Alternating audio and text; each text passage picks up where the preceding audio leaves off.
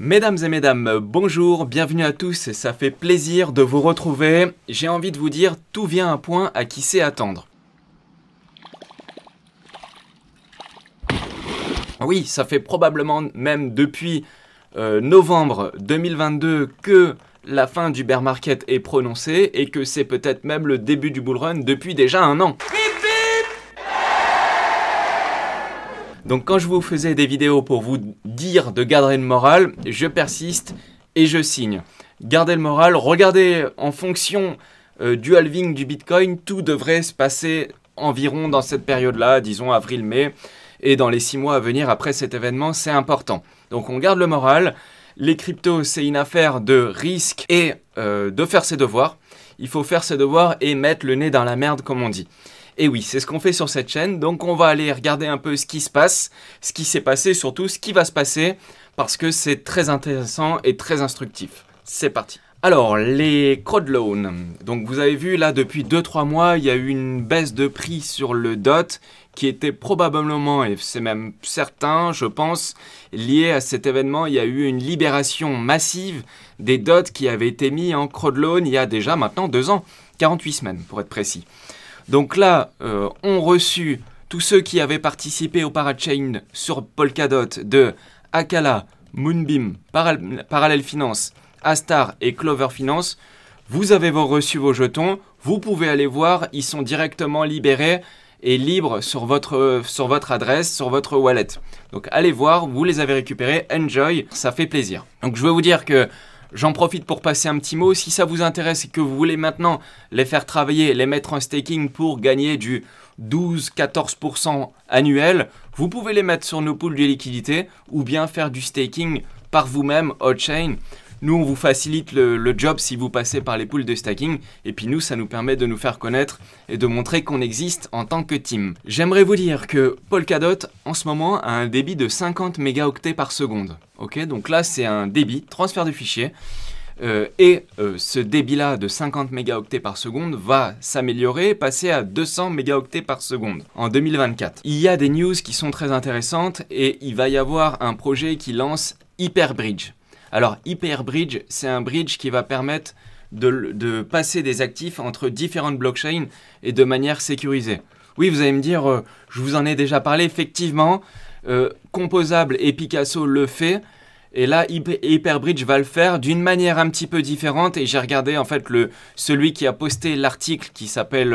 alors, je vous la mets en anglais, il s'appelle Sun Lanledge, ça doit se dire comme ça. En fait, ce gars, c'est un ancien de Composable. Et en fait, ils lancent leur projet et ils vont permettre de connecter différentes blockchains pour pouvoir échanger de manière sécurisée. Parce que les bridges, c'est le point de contact le plus dangereux dans les blockchains. Et là, ils vont le faire avec une manière qui est sécurisée. Donc là, avec une finalité directement sur la blockchain. Bref, je vous passe les détails, mais ça va être sécure. Et ce projet-là, il faudra le regarder, ça va être intéressant.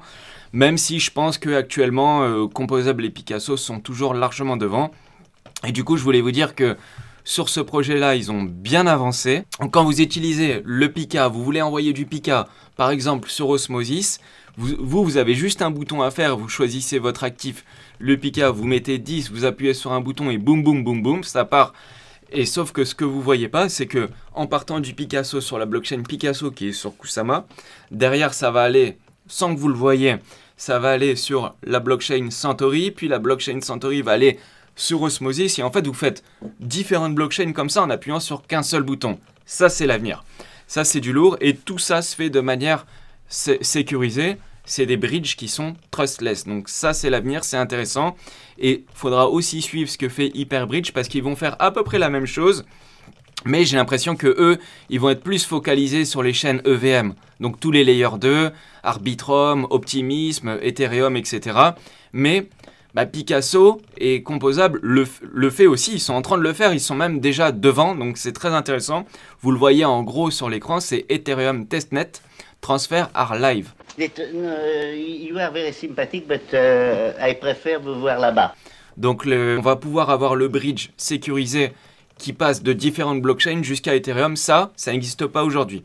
Ailleurs, ça n'existe pas. Vous allez me dire peut-être, oui, Axelar le fait, oui, Wormhole le fait, oui, Multichain le fait. Ok, mais ça, c'est des bridges qui sont pas trustless. pas l'avenir. Pourquoi? Parce qu'en fait, je vous rappelle, hein, il y a eu des milliards de dollars de hacks sur les bridges. Donc le plus gros problème, c'est les bridges. Donc il faut prendre des bridges qui sont décentralisés et sécurisés, trustless. On appelle ça comme ça, trustless, parce que c'est absence de confiance, c'est-à-dire qu'en gros, on peut leur faire confiance. Donc là, tout ce qui est wormhole, tout ça, à éviter. J'ai vu qu'il y avait pas mal de partenariats entre Moonbeam, Akala, tout ça, mais on préfère éviter de vous en parler parce que wormhole, c'est dangereux parce que c'est des bridges qui sont pas sécurisés par la blockchain. Donc nous, on préfère vous parler des solutions qui sont safe parce qu'il y a eu assez de cadavres. Non, non, il ne souffre pas. Il a l'impression de souffrir. C'est psychique. Donc nous, on parle pas de ça justement pour vous éviter de mettre le nez dans les trucs dangereux. On vous parle des choses qui sont safe. En plus de ça, le Composable Finance, donc Picasso, va se connecter à Solana et ça, c'est une petite révolution. Pourquoi? Parce que Solana, c'est une blockchain qui est pas compatible, qui est compatible avec rien du tout. Donc c'est une chaîne qui est un peu isolée et qui avait pour ambition, souvenez-vous, il y a 2-3 ans, de faire Ethereum Killer, donc remplacer Ethereum. Alors aujourd'hui, c'est très utilisé Solana, c'est super ce qu'ils font, franchement c'est bien, mais c'est pas interopérable, donc ça peut pas se connecter avec d'autres blockchains. Et là, Picasso et Composable, donc Composable Finance, c'est le projet de Picasso, ils ont trouvé le moyen de pouvoir connecter à Solana. Et ça, c'est du lourd.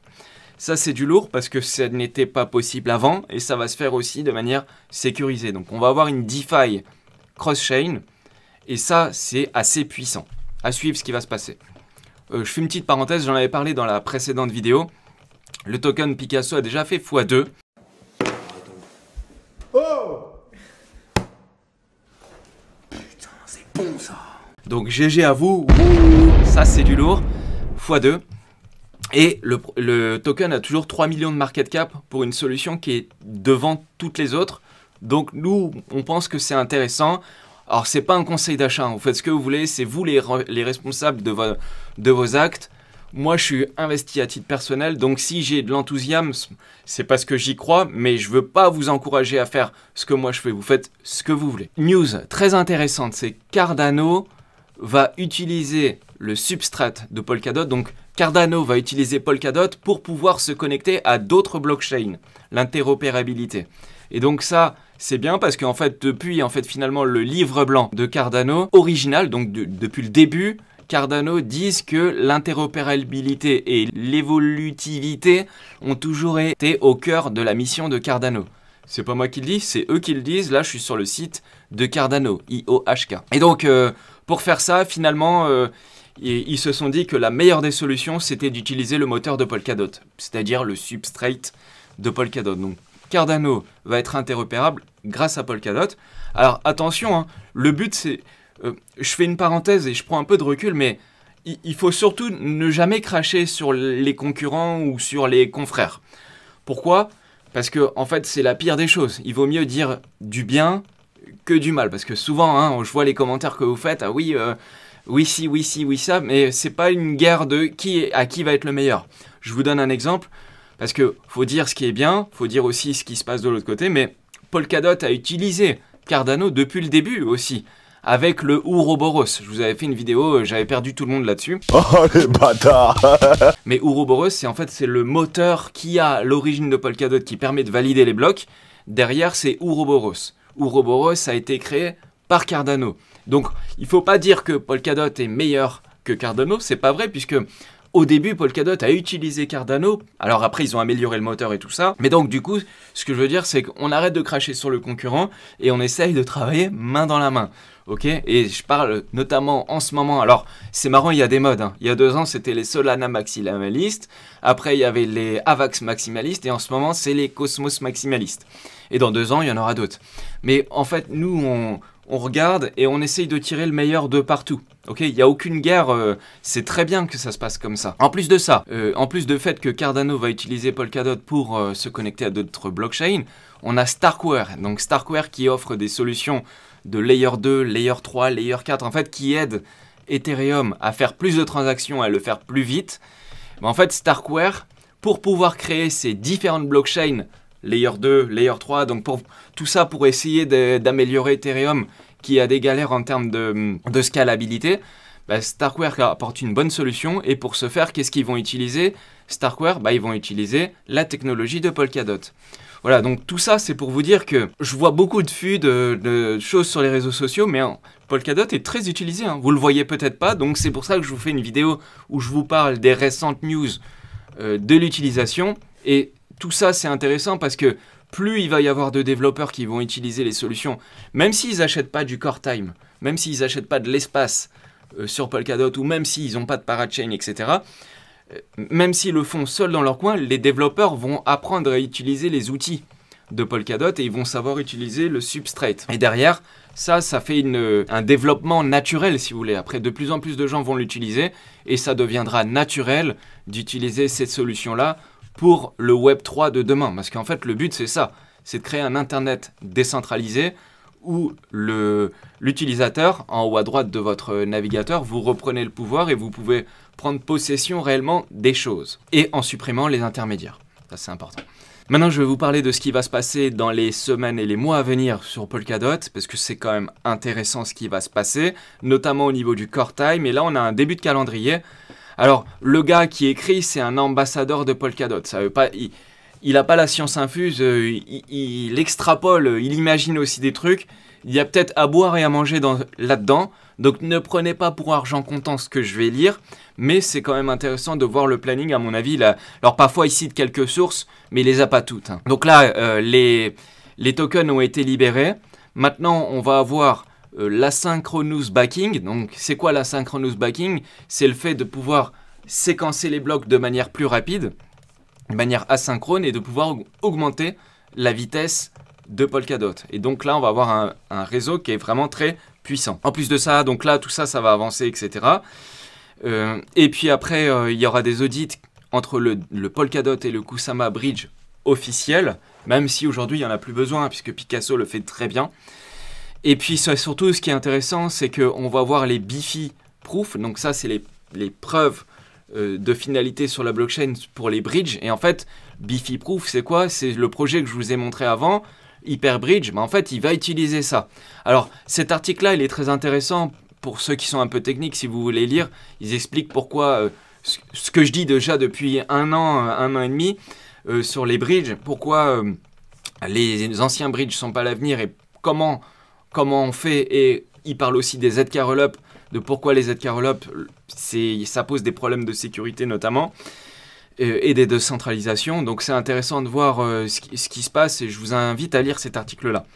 Et puis ce qui va être surtout intéressant, ce qui nous intéresse nous le plus, c'est là au dernier trimestre. Donc logiquement, on devrait avoir le core time sur le testnet. Donc Rococo et probablement West End. Donc, le core time, c'est les espaces de blocs qui vont être vendus.